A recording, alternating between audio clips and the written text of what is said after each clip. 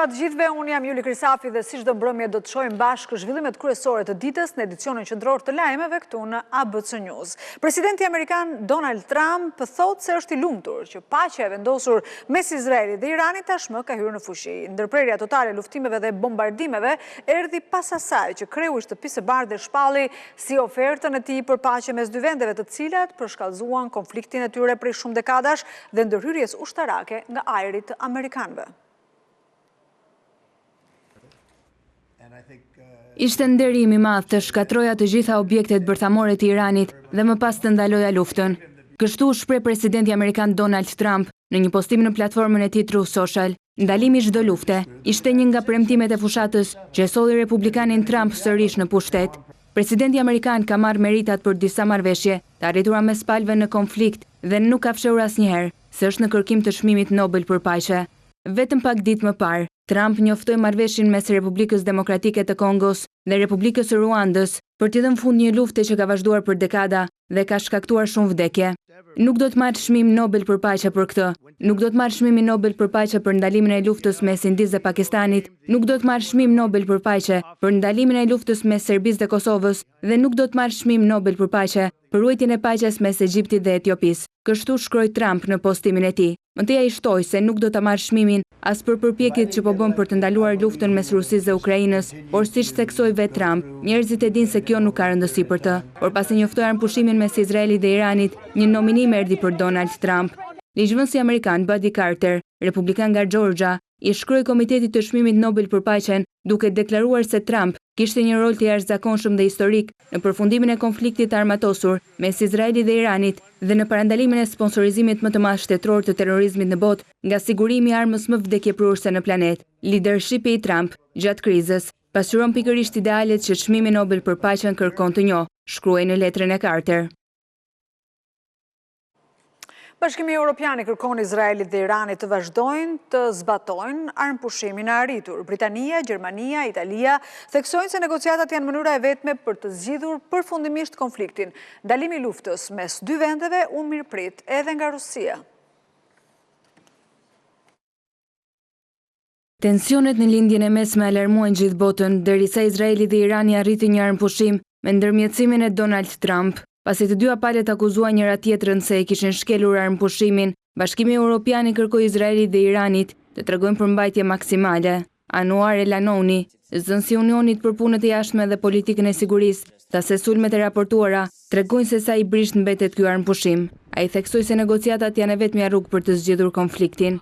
Edhe kryeministri britanik Keir Starmer theksoi se armëpushimi mes Iranit dhe Izraelit duhet të respektohet. Sipas Starmer, kjo është një mundësi për të siguruar stabilitetin e shumë pritur në lindjen e mesme. Kryeministri britanik shtoi se Iranit nuk duhet i lejohet kurrë që të zhvillojë një armë bërthamore. Ndërkohë kryeministra italiane Giorgia Meloni tha se shpresojnë që Irani të mbajë një armëpushim të përkohshëm me Izraelin. Meloni tha se nëse armëpushimi vazhdon, është rruga e hapur për të kthyer në negociata për të cilat Italia ka punuar që në fillim. Kancelari gjerman Friedrich Merz tha para parlamentit të vendit të tij se Irani dhe Izraeli duhet të vazhdojnë armëpushimin. Ai theksoi se do të diskutojë me partnerët evropian dhe amerikan në samitin e NATO-s si mund të stabilizohet më tej situata. Një reagim për armëpushimin erdhi edhe nga Rusia. Zënësi i Kremlinit Dmitri Peskov tha se Rusia e mirëpret një armëpushim mes Iranit dhe Izraelit. Ai mohoi pretendimet se Moska nuk ka arritur të japë mbështetje domethënëse Iranit në luftën e tij me Izraelin dhe shtoi se deklaratat e tilla synojnë të tensionojnë marrëdhëniet ruso-iraniane. Presidenti amerikan Donald Trump më herët i kërkoi Izraelit dhe Iranit të ndalin sulmet dhe të zbatojnë armëpushimin siç ranë dakord. Pas hyrjes në fuqi të armëpushimit mëngjesin e sotëm, sipas propozimit të Trump, të dyja palët nuk e respektuan. Por presidenti Trump duket se është i pakënaqur edhe me Benjamin Netanyahu pas vazhdimit të bombardimeve izraelite mbi Teheran, por edhe mbi qytete të tjera të Iranit. Pas deklaratës së Izraelit se Irani kishte thyer armëpushimin e ndërmjetësuar nga Shtetet e Bashkuara të Amerikës dhe pas zotimit të Tel Avivit zyrtar për hakmarrje, presidenti amerikan i kërkoi Izraelit të ndalë në mënyrë urgjente për shkallëzimin e situatës. Trump shkroi në Truth Social se Izraeli duhet ndalë menjëherë avionet e tij që të hedhin bombat mbi Teheran, duke thënë se pilotët e këtyre avionëve duhet të kthehen menjëherë në shtëpi. Pas statusit në Truth Social, Trump u përball me gazetarët ndërsa nisej për në samitin e NATO-s në Hag. Kreu i Shtëpisë së Bardhë tha se të dyja palët kishin thyer armëpushimin, ndërsa shprehu zemërimin e tij ndaj veprimeve të fundit të Izraelit. Po e di që ka pasur një thyrje të armëpushimit, por edhe vetë Izraeli e ka thyer armëpushimin. Bëm një marrëveshje me Izraelin, ata hodhën ndaj Iranit bomba që ne nuk i kishim parë kurrë përpara nisjes së armëpushimit. Më pas nisi armëpushimi. Por si dreqin mund të thuash se unë dua të godas sërish tani. Nuk jam as pak i kënaqur me Izraelin, nuk jam i lumtur as me Iranin, por më shumë jam i zemëruar me Izraelin, i cili u mor me një raket që as nuk i goditi ata dhe që ndoshta ishte hedhur gabimisht nga Irani. Kemi dy vende që ishin zënë kaq shumë për kaq kohë, saqë nuk e dinin se çfarë dreqin po bëjnë. Trump reagoi sërish pas kësaj deklarate në Truth Social duke shkruar se Izraeli nuk do ta sulmojë Iranin dhe do të kthejë avionet e tij në shtëpi që të kryejë një përkulje miqësore ndaj Iranit, duke insistuar se armëpushimi vjen të mbetet në fuqi. Megjithatë, pavarësisht deklaratave të kreut të Shtëpisë së Bardhë, mediat ndërkombëtare raportuan për të paktën 2 shpërthime të forta në Teheran, kryeqytetin e Iranit. Mediat iraniane raportuan se shpërthime pati edhe në qytetin verior iranian të Babulsarit. Kryeministri izraelit Benjamin Netanyahu deklaroi mëngjesin e kësaj martes se Tel Avivi zyrtar kishte pranuar propozimin e presidentit amerikan për armëpushim, duke deklaruar se vendi i tij kishte përmbushur objektivin strategjik për të neutralizuar kërcënimin bërthamor dhe raketor nga Irani. Nga ana tjetër, ministri i jashtëm iranian kishte deklaruar se Teherani do të zbatonte një armëpushim, përderisa edhe Izraeli e bënte diçka të tillë. Në Hag nisi samiti vjetor NATO-s, ku liderët botëror do të theksojnë nevojën urgjente për rritjen e shpenzimeve të mbrojtjes përballë kërcënimeve të shtuara të sigurisë. Diskutim pritet edhe për përshkallëzimin e konfliktit në lindjen e mesme. Samiti konsiderohet përballja e parë e presidentit amerikan Donald Trump me Europën pas rikthimit të tij në Shtëpinë e Bardhë. Udhëheqësit e vendeve anëtare të NATO-s janë mbledhur këtë të martë në Hag për një samit 2 ditor që pritet të shënojë një pikë kthese për aleancën më të madhe ushtarake në botë. Në qendër të diskutimeve është propozimi për të rritur shpenzimet për mbrojtje në 5% të prodhimit të brendshëm bruto si një përgjigje ndaj sfidave të reja të sigurisë. Ndërsa vende si Britania, Franca, Gjermania dhe vetë Holanda e kanë mbështetur objektivin e ri, ka vende që shprehen kundër. Spanja e ka cilësuar këtë objektiv si të paarsyeshëm, ndërsa Slovakia ka theksuar se ruan të drejtën për të vendosur vetë mënyrën dhe kohën se si do të arrijë këtë synim, pavarësisht afatit të vendosur nga NATO për vitin 2035. Nuk jetojmë më në një botë të qetë pas rënies së murit të Berlinit. Jetojmë në një kohë shumë të rrezikshme, tha sekretari i përgjithshëm i NATO-s Mark Rutte. Duhet jemi të përgatitur për të mbrojtur vlerat dhe mënyrën tonë të jetesës. Pjesëmarrja e presidentit amerikan Donald Trump për herë të parë në një samit të NATO-s që nga rikthimi i tij në Shtëpinë e Bardhë ishte parashikuar të fokusohej tek suksesi i tij për të bindur aleatët të rrisin shpenzimet për mbrojtjen, por vëmendja tashmë është vendosur tek përshkallëzimi i konfliktit në lindjen e mesme, pavarësisht se kreu i Shtëpisë së Bardhë njoftoi arritjen e një armëpushimi. Konflikti në lindjen e mesme ka ndikuar edhe në situatën në Ukrainë, duke larguar vëmendjen ndërkombëtare dhe duke krijuar mungesa serioze të armatimeve për Kievin. Presidenti i Ukrainës Volodymyr Zelensky ndodhet në Hag për takime, por do të marrë pjesë në mbledhjen e liderëve për miratimin e objektivit të ri të shpenzimeve. Megjithatë, Rutte nguli se NATO është në gjendje të përballet me më shumë se një krizë njëkohësisht. Nëse nuk jemi në gjendje të merremi me lindjen e mesme dhe Ukrainën njëkohësisht, nuk duhet të merremi fare me politika po ushtri, tha ai. Në prag të samitit, presidenti francez Emmanuel Macron dhe kancelari gjerman Friedrich Merz publikuan një deklaratë përbashkët në të cilën shprehën mbështetjen për përpjekjet e Shteteve të Bashkuara të Amerikës për paqen dhe garantimin e sigurisë së Ukrainës. Pra aq kohë sa Rusia ndjek këtë kurs, do të gjejë përballë saj një vendosmëri të palëkundur nga Franca dhe Gjermania, deklaruan ata. Qëllimi ynë është që Ukraina të dalë nga kjo luftë një vend i sigurt, i qëndrueshëm dhe i begat, pa frikën e agresionit rus. Samiti i NATO-s do të vijojë edhe të mërkurën, ku do të merren vendime të tjera strategjike që pritet të përcaktojnë të ardhmen e aleancës veriatlantike në një botë gjithnjë e më të paqëndrueshme.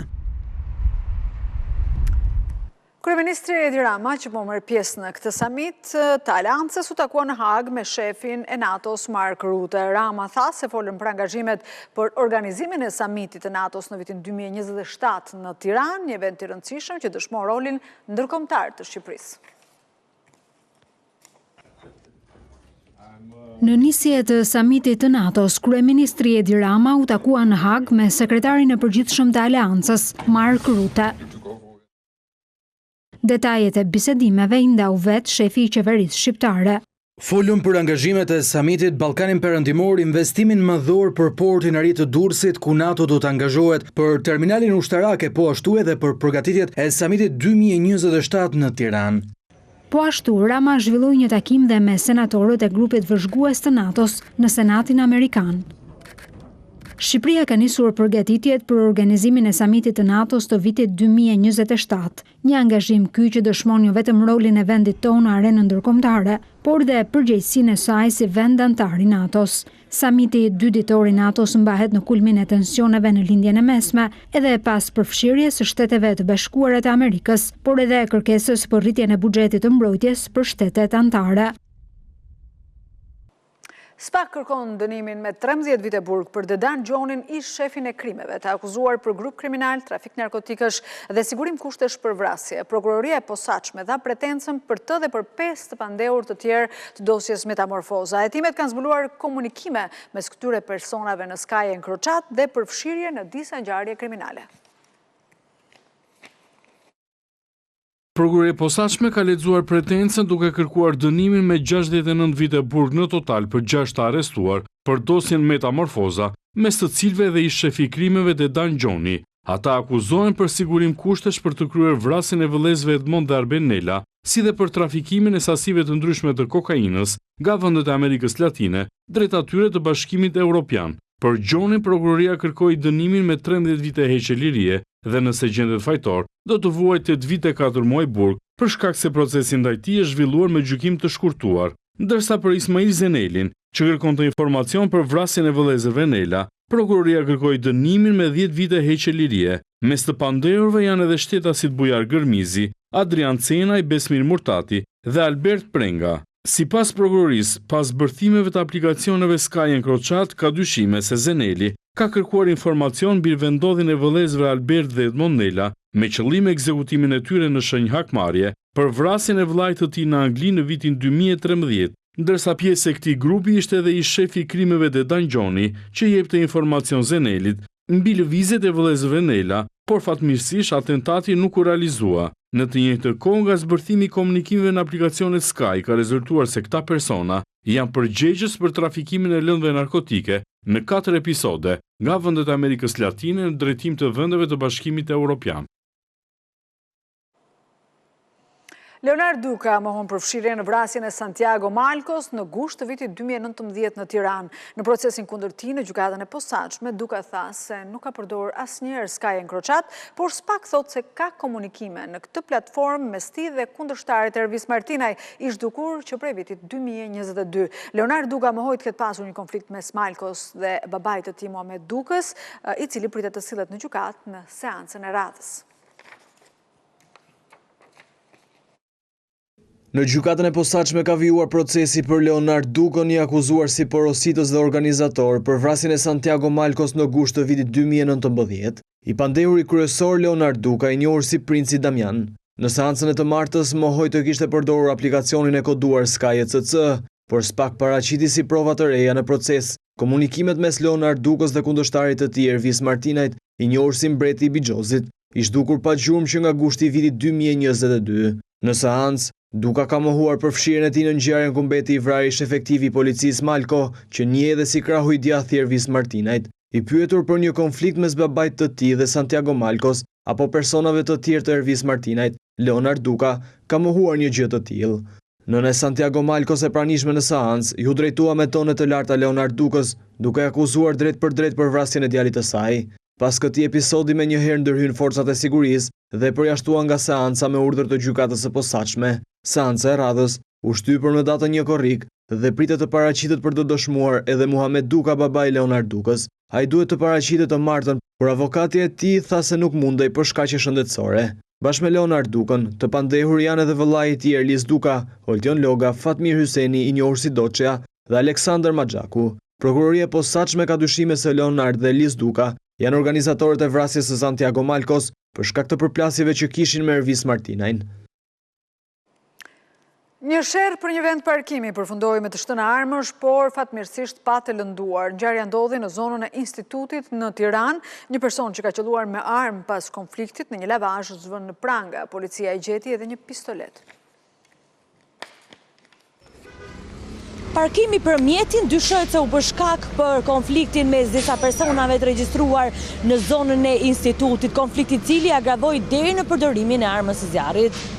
Ylber Cani nga Nikla u arrestua nga efektivët e policisë së shtetit pasi u zbulua se ishte një nga personat e përfshirë në konflikt dhe dyshohet se qëlloi me armëzjarrin në ajër. Fatmirësisht nga ngjarja nuk ka persona të lënduar. Kamerat e sigurisë janë sekuestruar dhe po verifikohen për të zbuluar i gjiti tenerari i ngjarjes. Ky është lavazhi brenda së cilit dyshohet se nisi konflikti nga një prej personave të përfshirë, pasi ka pretenduar se një person tjetër i ka zënë vendin e parkimit të mjetit të tij. Pas disa minutash bisedë me tone të ashpra, u dëgjuan dhe të shtënat me armë. Kjo është dhe gëzhoja e gjetur në vendin e ngjarjes nga grupi i hetimit, që është ngritur posaçërisht për të zbardhur rrethanat e plota të ngjarjes, teksa vijon puna për të identifikuar dhe kapur dhe të përfshirët e tjerë në konflikt. Policia thotë se personat e përfshirë në konflikt njiheshin më herët me njëri tjetrin, por deri tani nuk ka të dhëna që të kenë pasur konflikte. 10 persona janë shoqëruar dhe po u merret dëshmia nga oficerët e policisë gjyqësore për të zbardhur detajet e plota.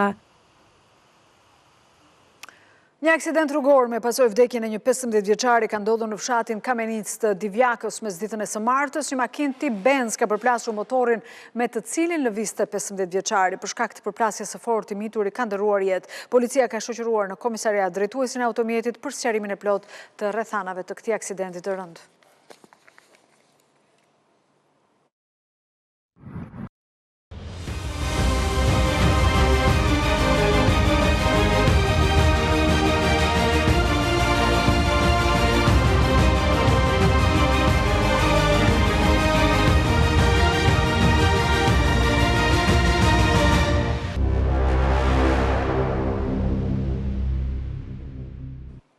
Nuk do të ketë përsëritje të zgjedhjeve të 11 majit në Shkodër, Dibër dhe Berat. Kolegji zgjedhor rozoi kërkesën e opozitës për pavlefshmëritë të zgjedhjeve të 11 majit në këto qarqe, ndërsa shtyu për të njëjtën vendimin për qarkun e Vlorës. Nuk ka përsëritje zgjedhjesh as në qarkun e Beratit, Dibrës dhe Shkodrës. Kolegji zgjedhor certifikoi rezultatin e 11 majit për këto 3 qarqe, duke rrëzuar kërkesën e demokratëve për pavlefshmëri në argumentin se është e pabazuar në ligj dhe në prova. Përfundimi gjykata vendos 1. Rrëzimin e padisë, 2. Shpenzimet gjyqësore lihen ngarkim palës paditëse, 3. Kundër vendimet nuk lejohet ankim. Trupa gjykuese nuk u bind nga pretendimet e PD-s për parregullsi në qendrat e votimit, intimidim të qytetarëve apo manipulim të votës së diasporës. Sipas Partisë Socialiste, nuk ka asnjë provë që fakton se qoftë edhe një votues që ka vendosur vizë dhe jo firmë kur ka tërhequr fletën e votimit, të ketë deklaruar që nuk e ka marrë zarfin nga kompania postare, ndërsa për KQZ, për sa kohë që nuk ka prova konkrete apo cënim të procesit të votimit, qoftë edhe në një qendër votimi, nuk mund të flitet për pavlefshmëri të zgjedhjeve. Sa i përket qarkut të Vlorës, trupa gjykuese shtyu për të njëjtën seancën për t'u njohur me dokumentacionin e votimit nga jashtë dhe proces verbalet e mbledhjeve të KAS. Nga ana e palës paditur, KQZ-s paraqitet gjithë dokumentacioni i paraqitur si provë nga ana e palës paditëse në KAS. Me vendimet e kësaj të marte, kolegji zgjedhor vulosi rezultatin e zgjedhjeve në 7 qarqe. Javën e kaluar u rrëzuan padite e PD-s për pavlefshmëri zgjedhjesh në Kukës, Lezhë, Korçë dhe Gjirokastër. Sali Berisha më në fund ka pranuar se nuk ka nen Basha që do të zbatohet për rastin e tij. Kreu i Partisë Demokratike thotë se neni dorëheqjes vlen për zgjedhje dhe jo për farsa, por ndërkohë pranon se nuk ka pasur manipulim të procesit zgjedhor dhe se gjithçka është kryer para 11 majit.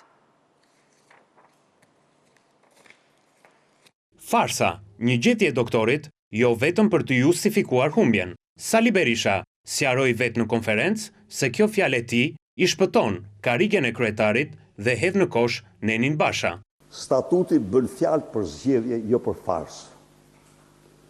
Të lutem, mos e keq interpreto statutin. Jam dakord me ty, por nuk kam shkruajtur farsë, kam shkruajtur zgjedhje. Ju keni thënë që pavarësisht çfarë ndodh. Jo farsë. Farsa është kryesore. Farsa. Sepse unë mund nxjerr dokumenta në të cilat me qartësi të madhe kam folur për farsa gjatë këtyre viteve. Pra, nuk është se i mungonte fjalorit tim politik nocioni fars. Nuk më mungonte, s'mund të mungonte ajmo, kurse si. Dhe ky duket një plan afatgjat, se sa zjat farsa e vendos doktori. Në vjeshtë, në zgjedhje të pjesëshme vendore në disa bashki ku pritet edhe Tirana, zgjedhjet në Tiranë. Do zhvillohet farsa e radhës. Ne themi që do zhvillohet farsa e radhës. Me Edi Ramën ka vetëm farsë. Por nëse i qëndrojmë kësaj fjale të doktorit, si shpjegohet që rinumërimi ka nxjerrë se Partia Demokratike ka marrë padrejtësisht vota më shumë për Berishën, fajin për këtë farsë nuk e kanë komisionerët, por kandidatët e tij. Se dëgjoj jo po numërimi stërnumërimi, dhe njerë kam theksue këtu para jush dhe theksoj.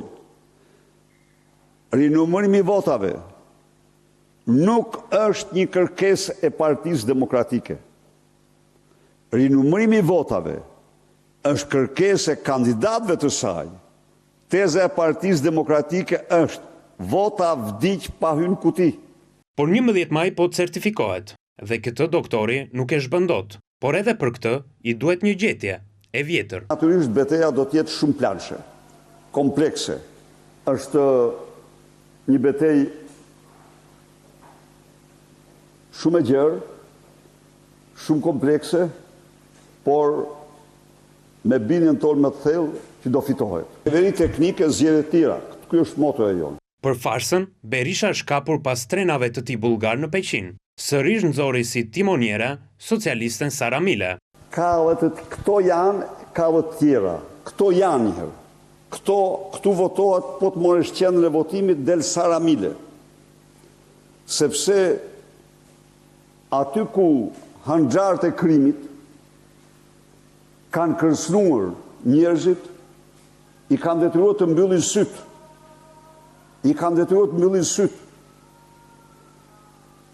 Hetim nuk ka, se këtu do të jemi realist.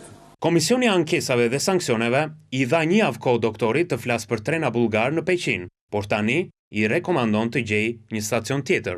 Çfarë akuzash ngren palët në proces nuk është diçka që ndahet tek ne, por procesi për Elbasanin do vazhdoj, besoj në ditën e nesërme. Ky proces nuk hetohet, nuk jemi duke hetuar kuti dhe nuk i takon kasit.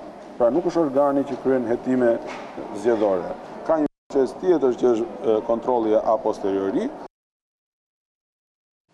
Në sallën sportive Farie Hoti vijon rinumërimi votave të Tiranës pas hapjes së më shumë se gjysmës së kutive, nuk ka asnjë gjetje që të ndryshojë rezultatin apo shpërndarjen e mandateve. Andon Kello sjell në vijim të tjera detaje. Andon, përshëndetje, cilat janë gjetjet e ditës së sotme?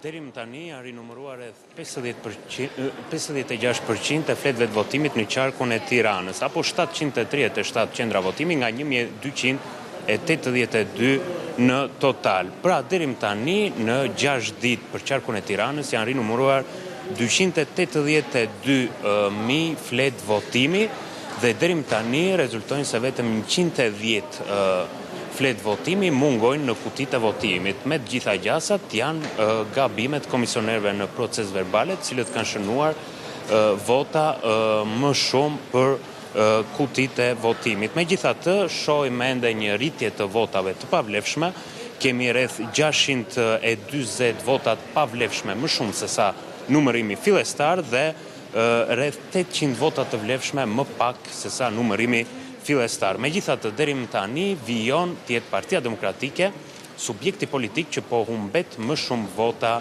nga rinumërimi, apo nga numërimi fillestar i janë shtuar padrejtësisht më shumë vota. Ajo do të humbasi 380 vota, ndërsa Partia Socialiste humbet deri më tani 269 vota. Partia Mundësia humbet vetëm 31 vota, por në garën me Partinë Demokratike duket e sigurt për të ruajtur mandatin e saj të dytë, ndërsa Partia Demokratike duket larg mandatit të 14. Megjithatë, zhvillimi i fundit vjen nga lista e Partisë Socialiste, nga gara për mandatin e 18 që i përket një gruaje me Solta Xhaxhkis dhe Blerina Gjulametit.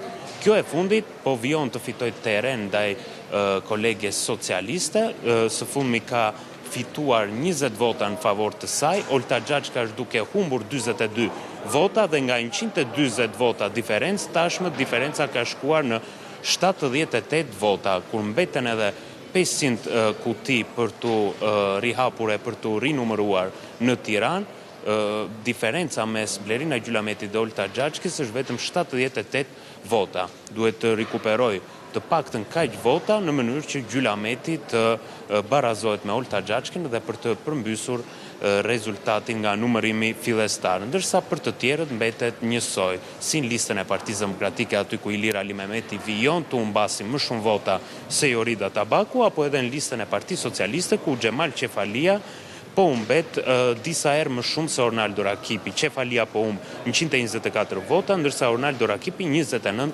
vota. Megjithatë, kjo është dita e 6 e rinumërimit për qarkun e Tiranës. Parashikohet që procesi për Tiranën të zgjasë edhe 4 apo 5 ditë dhe 5 ditë të tjera do të zgjasë po ashtu Fieri bashkë me Durrësin, i cili do të rinumërohet pjesërisht dhe brenda 10 apo 11 ditëve të ketë përfunduar edhe në total procesi i rinumërimit këtu në Pallatin e Sportit Farie Hoti, që do japte rrugë edhe certifikimit të zgjedhjeve dhe të rezultatit të 11 majit. Andon Kello, faleminderit për raportimin.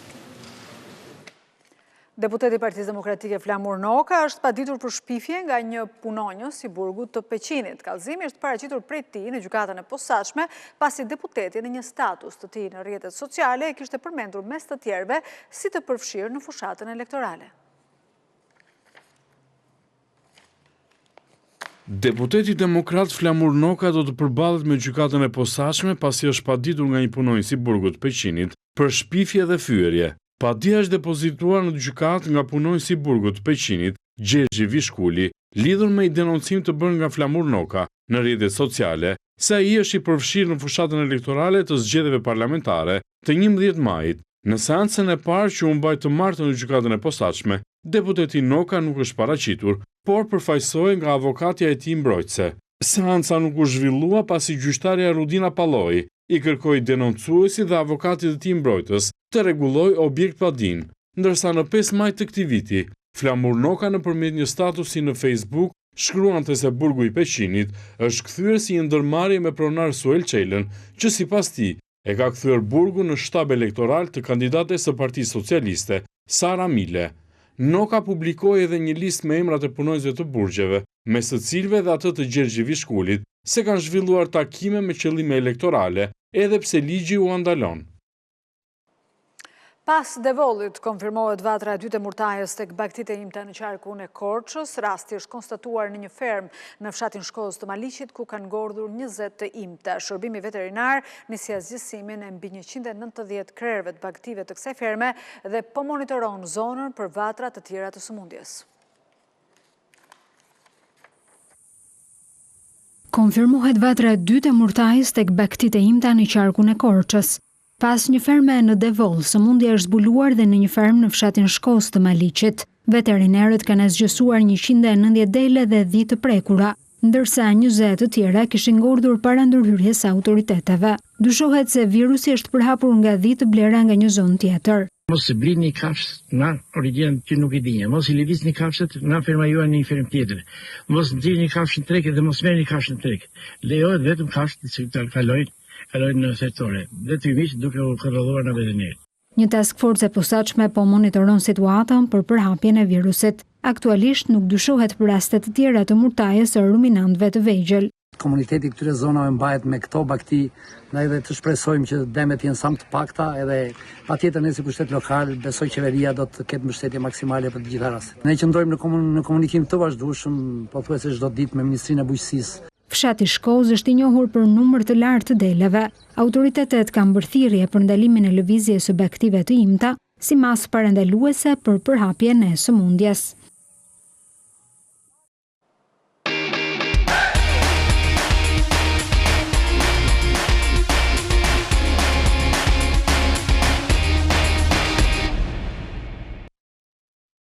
Presidenti Trump zgjati edhe me një vit urdhrin për gjendjen e emergjencës për Ballkanin Perëndimor. Në dokumentin zyrtar të publikuar në Regjistrin Federal, thuhet se situata në këtë rajon vazhdon të përbëjë një kërcënim të pazakontë për sigurinë kombëtare dhe politikën e jashtme të Shteteve të Bashkuara të Amerikës. Shtetet e Bashkuara kanë zgjatur urdhrin ekzekutiv për emergjencën kombëtare të shpallur në Ballkanin Perëndimor me të paktën edhe një vit tjetër. Vendimi është publikuar tashmë në Regjistrin Federal dhe pritet i transmetohet Kongresit, ku kërkohet që urdhri ekzekutiv të vazhdojë të jetë në fuqi përtej 26 qershorit të vitit 2025. Në dokument thuhet se situata në Ballkanin Perëndimor vijon të jetë e paqëndrueshme dhe se mund të përbëjë një kërcënim të pazakontë të jashtëzakonshëm për sigurinë kombëtare dhe politikën e jashtme të Shteteve të Bashkuara.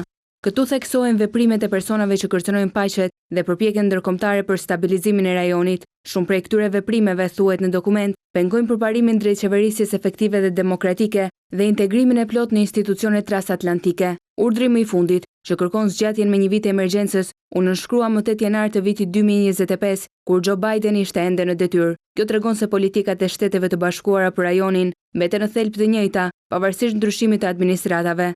Urdhri ekzekutiv u firmos fillimisht më 26 qershor të vitit 2001 nga ish-presidenti George W. Bush, i cili shpalli një emergjencë kombëtare në lidhje me Ballkanin Perëndimor, referuar kryesisht situatës në Maqedoninë e Veriut, shkeljes së marrëveshjes së Daytonit në Bosnjë dhe Hercegovinë, apo rezolutës 1244 të Kombeve të Bashkuara për Kosovën. Gjykata e lartë në Shtetet e Bashkuara i dha dritën jeshile dëbimit të emigrantëve të paligjshëm që nuk pranohen nga vendet e tyre të origjinës. Gjykata i ka hapur rrugë shtu zbatimit të urdhrit të presidentit Trump. Gjykata Supreme e Shteteve të Bashkuara të Amerikës i hapi rrugën administratës së presidentit Donald Trump për të rifilluar dëbimin e emigrantëve drejt vendeve të treta, nëse vendet e tyre të origjinës nuk pranojnë riadhesimin e tyre. Ky vendim, i cili shënon një fitore për administratën republikane, mundëson që Trump të rinisë dëbimet masive, duke dërguar emigrantët drejt atyre që janë konsideruar shpeshherë si vendet pasigurta për ta. Në një vendim të shkurtër dhe të parsyetuar, siç ndodh shpesh në rastet urgjente, gjykata me shumicë konservatore 6-3 pranoi kërkesën e administratës për të pezulluar një urdhër gjyqësor të gjykatësit të distriktit të Boston, i cili kërkonte që emigrantëve t'u ofrohej një mundësi domethënëse për të paraqitur frikën e tyre nga torturat ose dhuna në vendet ku do të dëboheshin. 3 gjykatësit liberale kundërshtuan ashpër vendimin, duke cilësuar atë si shpërdorimi i rënd i fuqisë së gjykatës. Ato deklaruan se dukshëm për gjykatën është më e pranueshme që mirën njerëz të vuajnë nga dhuna në vende të largëta sesa të sigurohet që të respektohet kushtetuta dhe ligji. Organizata National Immigration Litigation Alliance, që përfaqëson paditësit, deklaroi se vendimi është ditës dhe se i heq mbrojtjet minimale të procesit të rregullt ligjor që kanë shpëtuar shumë njerëz nga tortura apo vdekja. Administrata Trump argumentoi përpara Gjykatës Supreme se politika e dëbimit drejt vendeve të treta është thelbësore për largimin e emigrantëve me precedent penal të rënd, për të cilët vendet e origjinës nuk pranojnë riadhesim. Ata pretenduan se personat e përfshirë kishin kryer krime të tmerrshme, përfshirë vrasje, zjarrvënie dhe grabitje me armë. Në muajt e fundit, Departamenti i Sigurisë Kombëtare kishte përshpejtuar dëbimet drejt vendeve të pasigurta si Sudani i Jugut dhe El Salvadori. Madje kishte diskutuar edhe mundësinë për dërgimin e disa emigrantëve në Libi, një vend që më parë është kritikuar nga Shtetet e Bashkuara të Amerikës për trajtim çnjerëzor të ndaluarve. Tirana dhe Lisbona lidhen direkt në linja ajrore. Aeroporti ndërkombëtar i Tiranës priti fluturimin e parë nga kryeqyteti portugez përmes EasyJet, e cila do të operojë 2 herë në javë. Linja e re vjen si një mundësi e re për turizëm dhe bashkëpunim ekonomik mes të dy vendeve. Ndërkohë aeroporti ndërkombëtar i Tiranës pritet të njoftojë së shpejti edhe linja të tjera të reja për fluturimet direkte. Aeroporti ndërkombëtar i Tiranës zgjeron rrjetin ndërkombëtar përmes një linje të re ajrore. Kryeqyteti shqiptar lidhet tashmë direkt me kryeqytetin portugez. Në këtë 24 qershor u realizua fluturimi i parë nga Lisbona drejt Tiranës përmes EasyJet. Linja e re do të operojë 2 herë në javë çdo të martë dhe të shtunë, si një mundësi e re për turizëm dhe bashkëpunim ekonomik mes dy vendeve. Jemi të lumtur që kemi shtuar këtë destinacion edhe pse sezonal. Shpresojmë që EasyJet dhe Portugalin të mund ta mbajmë jo vetëm për sezonin e verës, por për gjatë gjithë vitit. Avioni ishte plot me ardhje, do të jetë gjithashtu plot edhe në ikje. Nuk është surprizë. Në të vërtetë Shqipëria është tashmë një destinacion që të gjithë duan të vinë ta vizitojnë. Pothuajse 90% e pasagjerëve janë portugezë dhe janë të etur të zbulojnë një vend të ri ku nuk kanë qenë më parë. EasyJet është një nga kompanitë ajrore më të mëdha me kosto të ulët në Evropë, që operon me mbi 1000 linja në 35 vende. Ndërkohë aeroporti i Tiranës pritet të njoftojë së shpejti edhe linja të tjera të reja, si pjesë e strategjisë së tij afatmesme për zgjerimin e rrjetit ajror dhe përmbushjen e kërkesës në rritje për fluturime direkte. Aeroporti ndërkombëtar i Tiranës, si porta kryesore ajrore e Shqipërisë, ka shënuar rritjen më të shpejtë në rajon, me mbi 10.7 milion pasagjerë në vitin 2024. Aeroporti ka një rol kyç në lidhjen e Shqipërisë me destinacionet kryesore evropiane. Në drejtimin e grupit Kastrati, në aeroport janë bërë investime të mëdha në infrastrukturë, zgjerim terminali, hapësira të reja parkimi dhe teknologji të avancuar për përmirësimin e përvojës së pasagjerëve. Media prestigjioze britanike The Guardian i ka kushtuar një shkrim projektit të rëndësishëm që planifikon të zbatojë në Sazan Jared Kushner, biznesmen amerikan dhe dhëndri i Donald Trump. Vajza e presidentit Ivanka Trump tregon për resortin luksoz që pritet të ndërtohet me një vlerë investimi $1.4 miliard. Ajo thosë se Sazani ka bukuri të rralla natyrore në një pozicion strategjik mes Vlorës dhe Italisë. Sazani, një ishull i vogël i Shqipërisë me një peizazh të mrekullueshëm, do të transformohet në një vend pushim luksoz pas ndërtimit të resortit nga dhëndri i presidentit amerikan Jared Kushner. Media prestigjioze The Guardian i ka kushtuar një artikull këtij projekti, ndërsa thekson se investimi me vlerë $1.4 miliard është një mundësi për ta shndërruar këtë ishull në një mek për turizmin ultra luksoz. The Guardian citon Ivanka Trump, e cila shprehet se për projektin janë angazhuar arkitektët më të mirë për ta transformuar në një vend ideal për pushime. Po punoj me burrin tim. Kemi këtë ishull prej 1400 akrash në Mesdhe dhe po sjellim arkitektët më të mirë dhe markat më të mira. Do të jetë jashtëzakonshme. Vajza e presidentit amerikan Trump përshkruan natyrën fantastike të këtij ishulli, i cili pritet të tërheqë turistë elitar. Përpara se ta vizitoja ishullin, mrekullohesha nga ideja e përshkimit të shtigjeve të tij, prej rreth 64 kilometrash, ngjitjes në malet e mbuluara me pyje tropikale dhe eksplorimit të rrugëve të thella ujore. Doja të shija, përpara se shpreja do të shkojë në Sazan, të bëhej prerogative të pasurve. Ishulli i Sazanit shtrihet midis detit Adriatik dhe detit Jon, i pozicionuar strategjikisht në hyrje të gjirit të Vlorës, në ngushticën e Otrantos që ndan Italinë nga Shqipëria.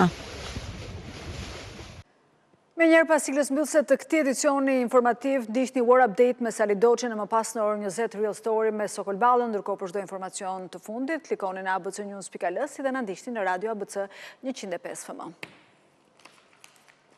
Mirupafshim nesër në orën 19 si gjithmonë.